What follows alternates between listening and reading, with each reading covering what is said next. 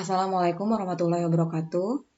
Dalam pertemuan kali ini saya akan menjelaskan tentang penyimpangan semu hukum Mendel. Tujuan pembelajaran yang pertama, menjelaskan pengertian penyimpangan semu hukum Mendel. Yang kedua, menyebutkan contoh-contoh penyimpangan semu hukum Mendel. Dan yang ketiga, menentukan pewarisan sifat yang berkaitan dengan alel letal, alel kodominan, dan alel ganda. Selanjutnya penyimpangan semu intraalelik, yaitu kodominan.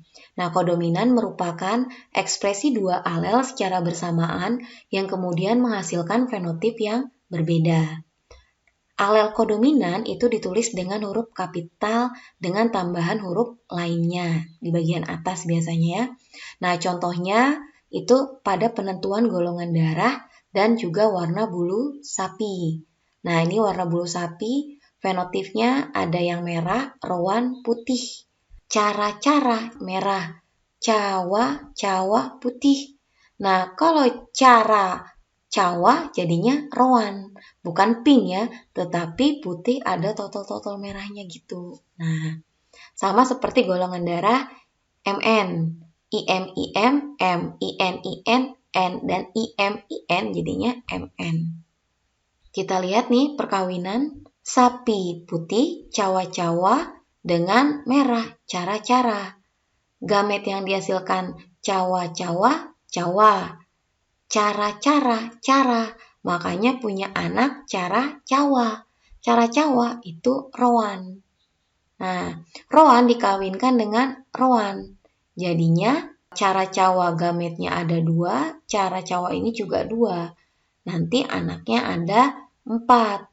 Cara-cara, cara-cawa, cara-cawa, cawa-cawa. Cara-cara merah, cara-cawa rowan, rowan, dan cawa-cawa putih. Jadi merah 1, rowan 2, putih 1.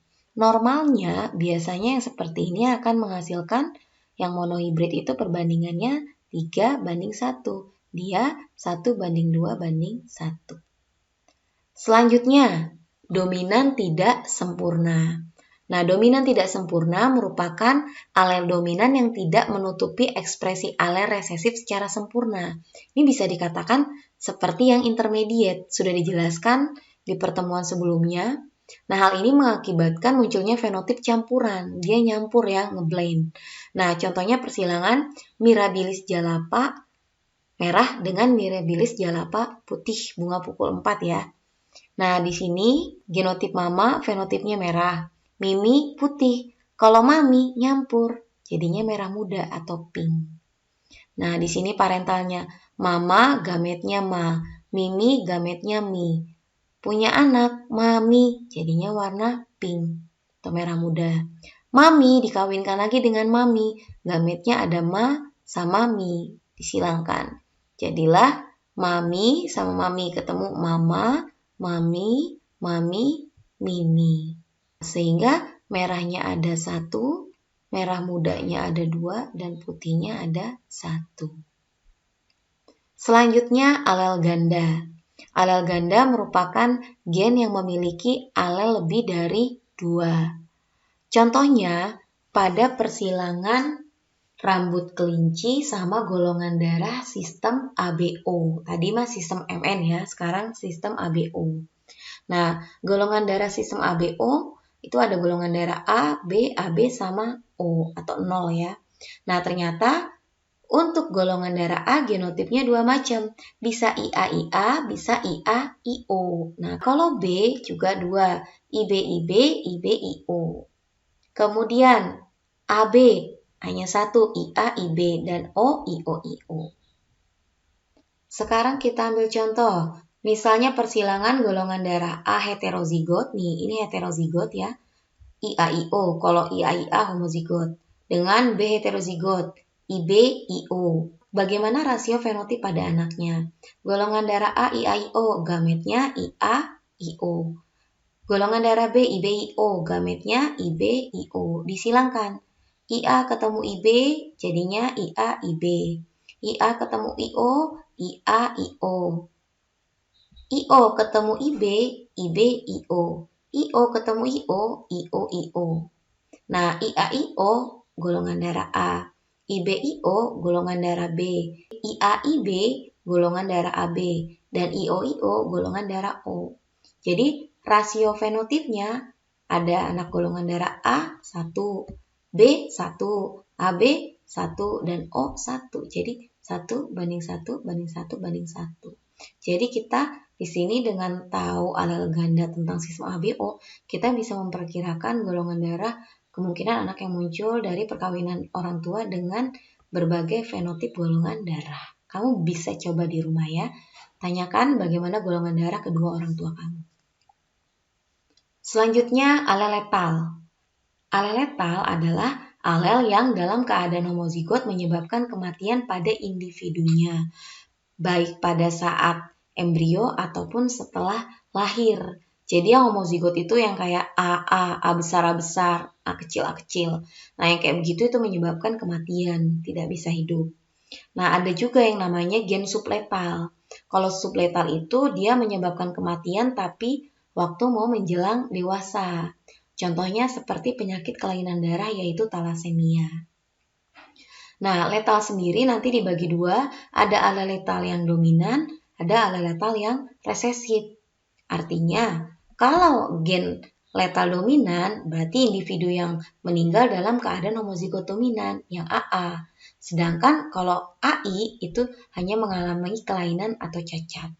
Contohnya kayak tikus kuning, ayam redep atau creeper, sama brachifalangi.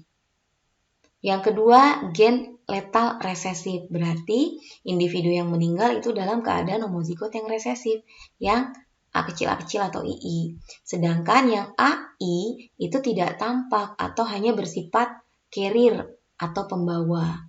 Contohnya albino pada tumbuhan, sapi emam, sama ichthyosis congenita.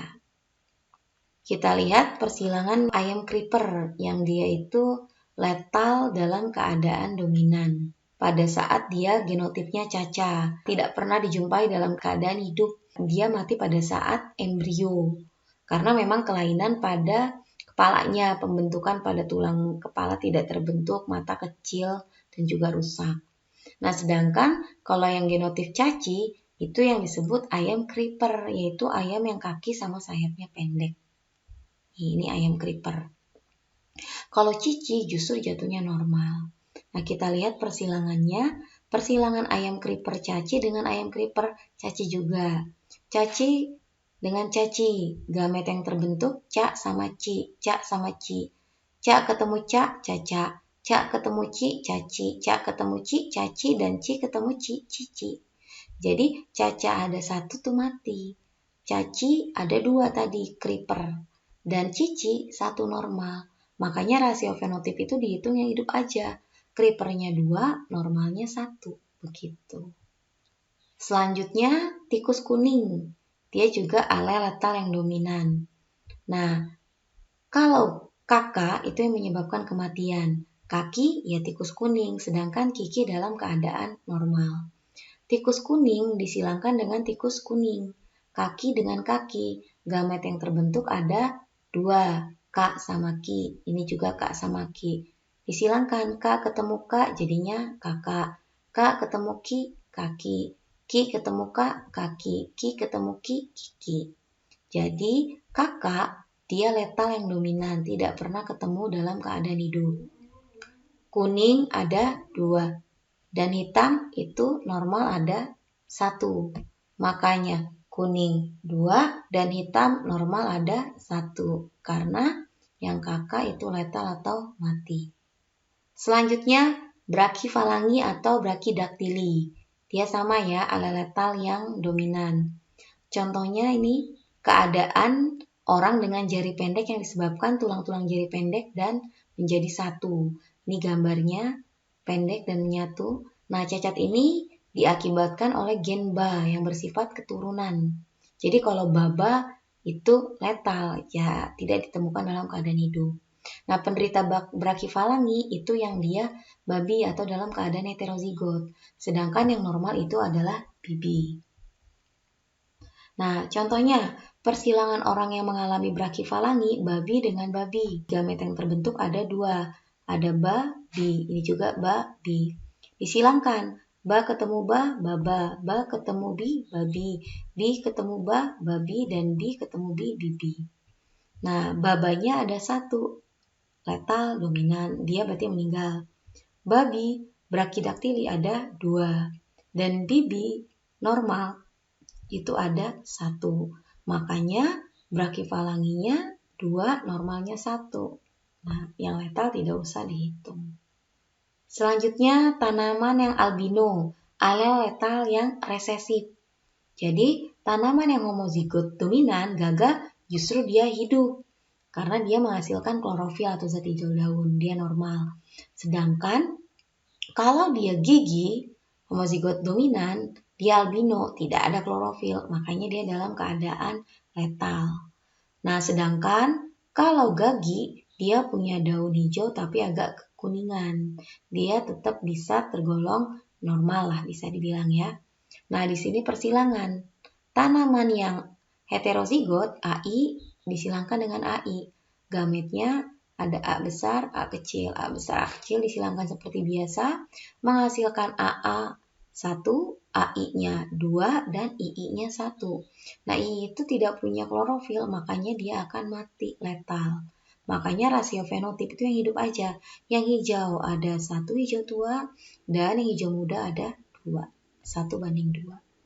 Selanjutnya, contohnya ada yang letal resesif pada hewan, yaitu sapi bulldog. Nah, sapi bulldog itu dengan genotip yang didi yang akan mati pada saat setelah dilahirkan. Sedangkan dada itu sapi Kerry yang dia normal. Nah, dadi itu sapi Dexter. Dia cirinya kaki yang pendek. Nah, contohnya sapi Dexter dadi dikawinkan dengan dadi yang dia kaki pendek. Gametnya ada 2, da sama di, da sama di. Silangkan seperti biasa, dada 1. Dia yang normal, Kerry. Dadi Dexter 2. Dan Didi yang bulldog mati letal 1. Makanya sapi Kerry 1, Dexter ada 2. Nah, kalau pada manusia contohnya adalah ichthyosis congenita. Penyakit keturunan yang mengakibatkan kulit bayi itu menjadi tebal dan luka sobekan pada beberapa daerah lekukan. Nah, dia itu letal ya, menyebabkan kematian. Nah, di sini kalau anak yang normal, dia justru gennya yang dominan, I besar, I besar. Di sini kalau yang heterozigot, dia justru nanti akan menjadi yang namanya pembawa. Nah, di sini ada orang tua, pembawa, I besar, I kecil disilangkan dengan sesama. Menghasilkan 2 gamet, ini I besar, I kecil, I besar, I kecil. Pada saat disilangkan nanti I besar ada 1. I besar, I kecil nanti ada 2. Dan I kecil itu nanti ada 1. Ini I kecil ya, ada 1. Dia letal. Makanya nanti yang normal itu ada 3. Sedangkan yang letal itu mati 1. Berarti tidak ada. Berarti langsung saja jadinya 3. Kemudian talasemia yang dia alel subletal. Dia meninggal pada saat menjelang dewasa. Nah, di sini talasemia itu penyakit keturunan di mana dia mengalami kelainan darah. Gejala utamanya pucat, perutnya tampak membesar karena mengalami pembengkakan pada limfa dan juga hati. Apabila tidak diobati dapat menyebabkan perubahan tulang, khususnya pada wajah dan warna kulit menjadi menghitam. Jadi nanti talasemia itu ada 2 jenis. Ada talasemia mayor yang parah dan talasemia minor. Nah, mayor itu yang menyebabkan subletal. Jadi, apa yang harus dilakukan? Biasanya orang yang mengalami talasemia harus melakukan transfusi darah seumur hidup lah, bisa dibilang begitu ya. Nah, di sini perkawinan antara talasemia minor, tahitihi dengan tahitihi. Gametnya ada 2, tahitihi. Nah, sama disilangkan dengan sesama akan menghasilkan tahi-tahi itu ada 1. Tahi-tihi ada 2 dan tihi-tihi itu ada 1. Sehingga nanti perbandingannya yang mayor 1, minor 2, dan normal 1. Itu adalah talasemia.